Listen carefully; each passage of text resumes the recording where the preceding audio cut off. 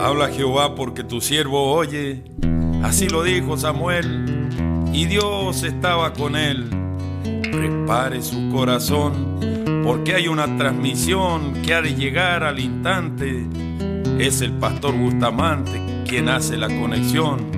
Y usted reciba este día, y usted reciba el llamado estando en línea con Dios.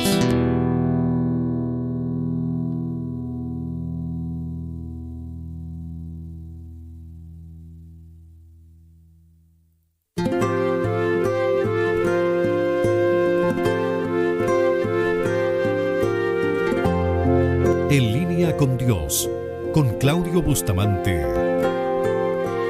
Padre, al ver tu creación, mi alma te alaba. Qué bendición poder llegar hasta donde usted se encuentra para compartir la palabra del Señor. La verdad que nos alegra mucho. Y como le decía, es una bendición también para nosotros. Reciba un abrazo grande en nombre de todos los que hacen posible también la emisión de este programa y que este contenido llegue hasta donde usted se encuentra. Filipenses capítulo 4 versículo 10 es nuestro texto base a lo que venimos reflexionando. Dice la palabra del Señor así: en gran manera me gocé en el Señor de que ya al fin habéis revivido vuestro cuidado de mí, de lo cual también estabais solícitos, pero os faltaba la oportunidad.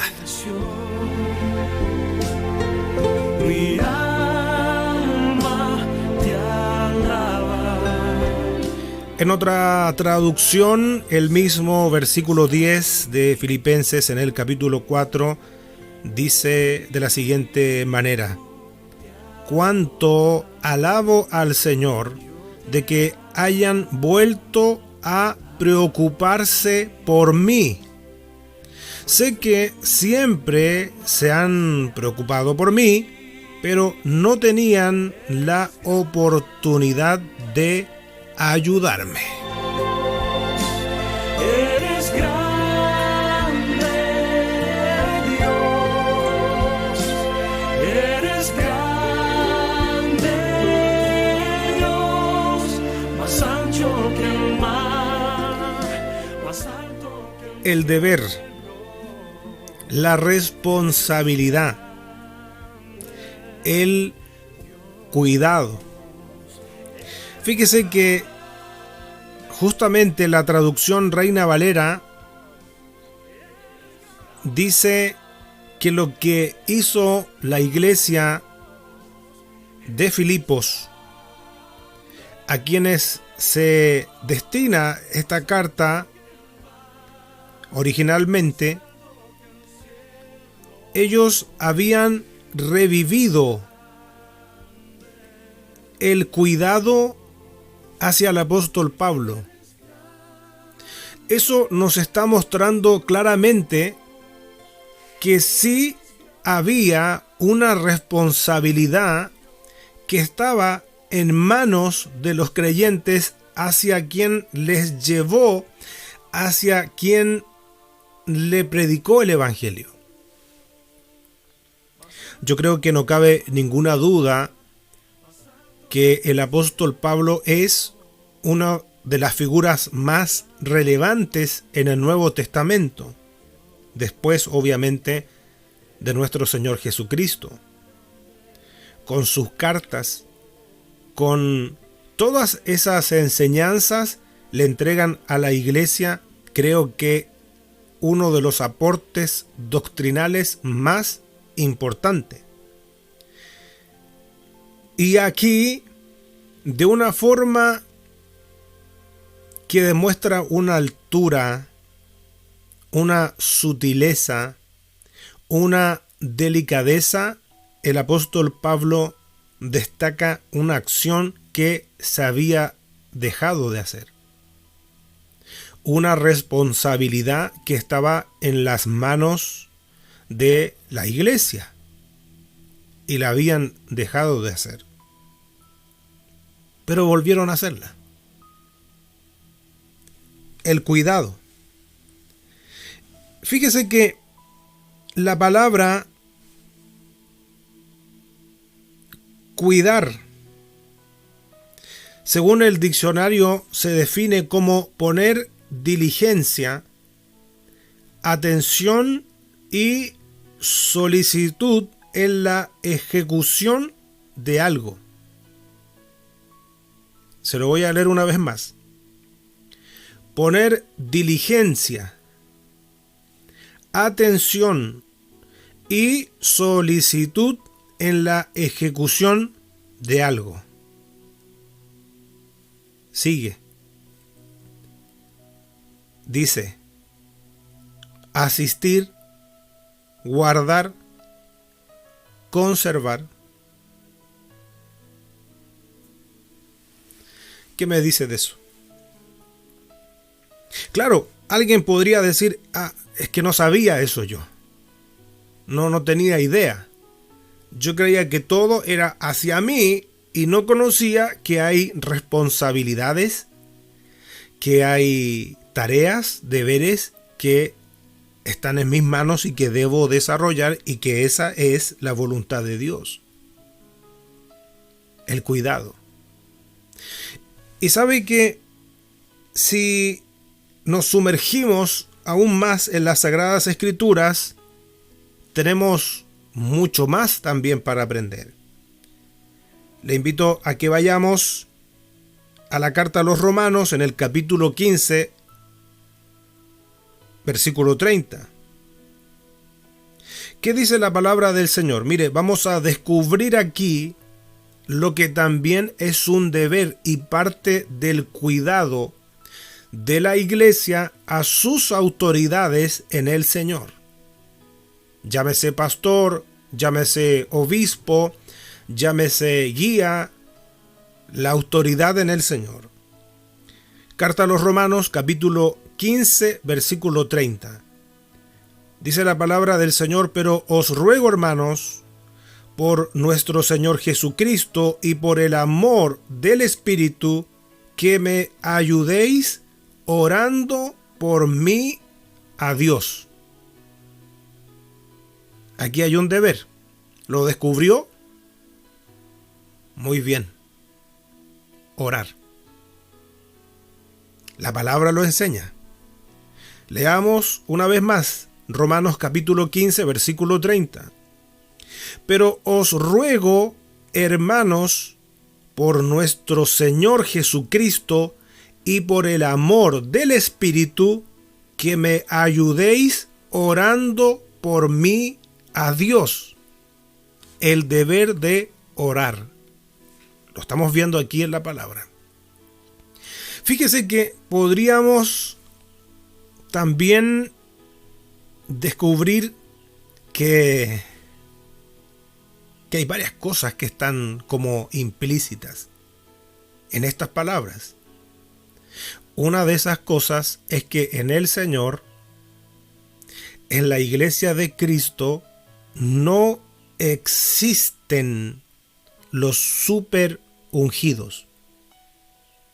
No existe en la iglesia del Señor una figura independiente, desprendida del cuerpo, que por lo tanto, al no ser independiente, es dependiente, o debe ser independiente. Y a mí me llama la atención porque me sorprendo que cada vez se van sacando nuevas etiquetas, nuevos títulos. Yo escuchaba y me sorprendía porque lo encuentro tan insólito. Ya no solamente se habla, por ejemplo, de los apóstoles en estos tiempos y no de los apóstoles bíblicos, sino que ahora como que quedaron cortos y se habla de los mega apóstoles. Pero eso entre paréntesis, se lo quería compartir. No existe, no es bíblico una figura despegada del cuerpo. Recuerde que la Escritura nos enseña que la iglesia es el cuerpo de Cristo, de la cual Cristo mismo es la cabeza. ¿Se recuerda usted cuando iba Saulo de Tarso camino a Damasco y Cristo se le aparece en ese trayecto? Pablo no conocía a Cristo. Sin embargo, las palabras de nuestro Señor Jesucristo fueron: Saulo, Saulo, ¿por qué me persigues? Saulo era perseguidor de la iglesia, pero la iglesia es el cuerpo de Cristo.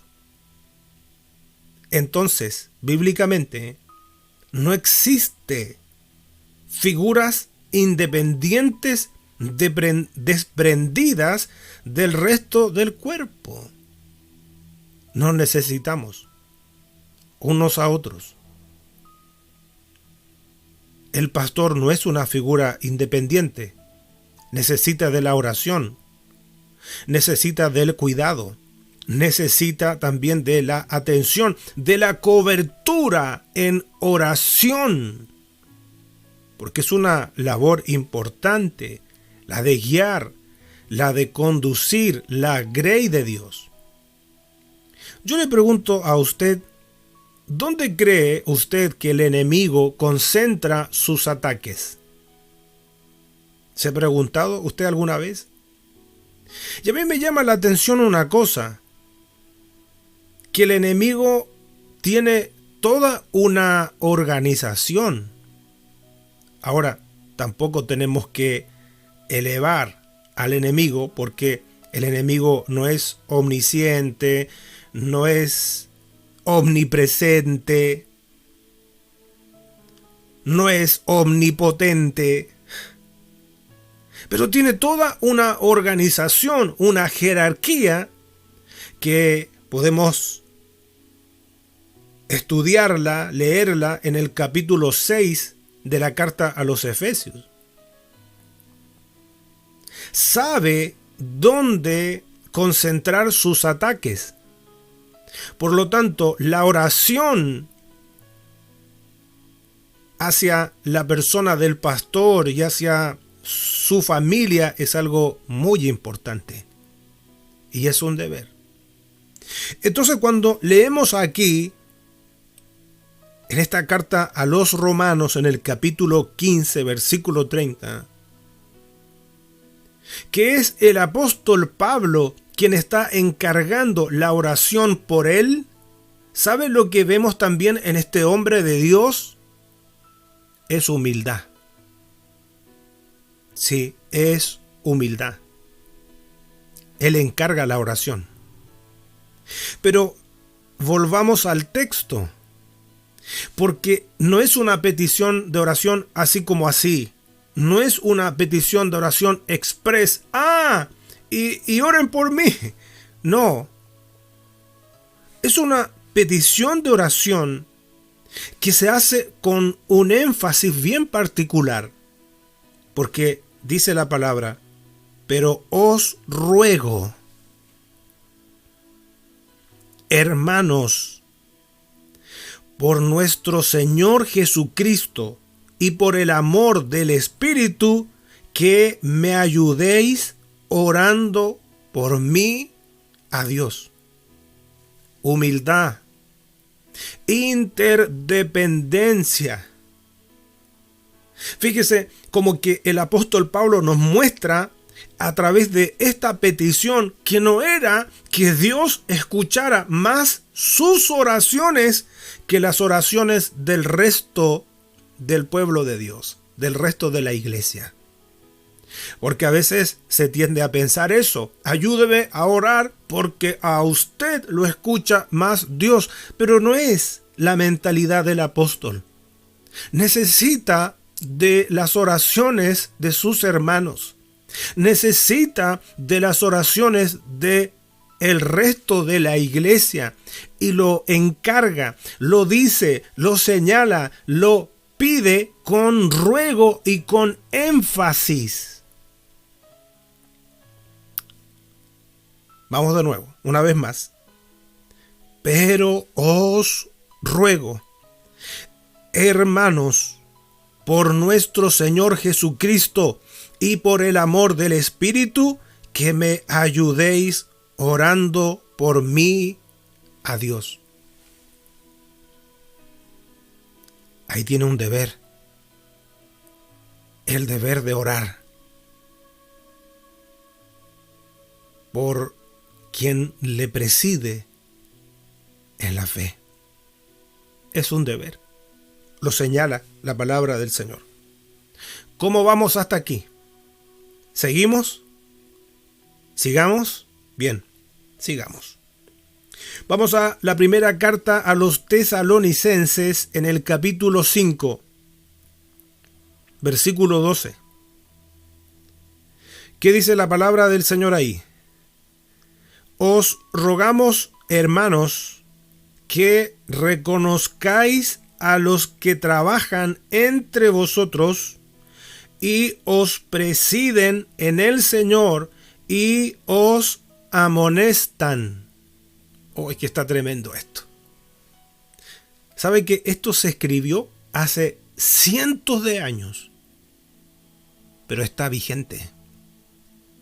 Esto no está pasado de moda, porque esta es palabra de Dios. Os rogamos, hermanos, que reconozcáis a los que trabajan entre vosotros y os presiden en el Señor y os amonestan. Leamos el versículo 13. Atención, porque sigue. ¿Cómo sigue? De la siguiente manera.